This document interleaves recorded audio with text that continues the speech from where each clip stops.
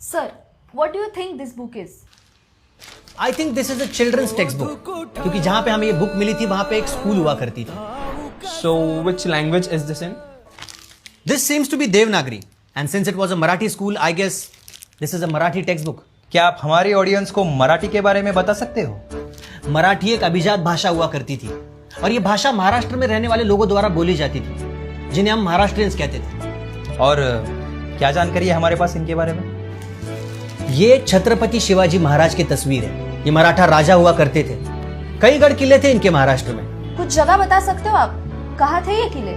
Well, we do have the places, पर आपको वहां पे किले नहीं मिलेंगे. हाँ, कुछ लोगों ने कोशिश की थी उन्हें बचाने की, बट उस वक्त के सरकार ने उन्हें साथ नहीं दी. तो अब कहाँ है महाराष्ट्रियंस? महाराष्ट्रियंस कहीं गए नहीं, वो बस अपनी संस्कृति और भाषा भूलते चले गए. कुछ नया करने की चाह में अपने रूट्स भूल गए. मेरे ख्याल से इतनी रिसर्च तब हुई थी जब मोहनजोदारो और हड़प्पा से सील्स और स्क्रिप्ट्स मिली थी, है ना? एग्जैक्टली. उतनी ही समृद्ध भाषा और संस्कृति थी ये.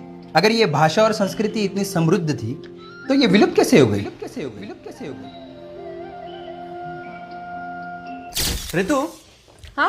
मी जे शाळेत शिकलो ना, त्या शाळेत आपल्या मुलाला टाकूयात. काही नको. या मराठी शाळेत शिकून काय होणार आहे त्याचं? त्यापेक्षा त्याला एखाद्या इंटरनॅशनल नाही तर कॉन्व्हेंट स्कूलमध्ये टाकूयात आपण. आई बाबांनी ठरवलं, मुलांना पुढे न्यायचं असेल तर इंग्लिश शाळाच हवी, आणि त्या निर्णयात आपली शाळा, आपली भाषा दोन्ही मागे राहिले. काय झालं? अरे हिंदी पिक्चर हाऊसफुल आहे रे. मग एखादा मराठी सिनेमा किंवा नाटक बघूयात. काय म्हणतो? कसलं बोर असतं ते, त्यापेक्षा इंग्लिश बघू ना. आधी मराठी माणसाला मुंबईमध्ये जागा मिळत नव्हती, नंतर मराठी सिनेमालाही थिएटरमध्ये जागा मिळेनशी झाली.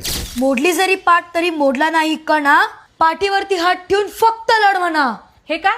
ही मराठी कविता घेणार आहेस तू अॅन्युअल डेला?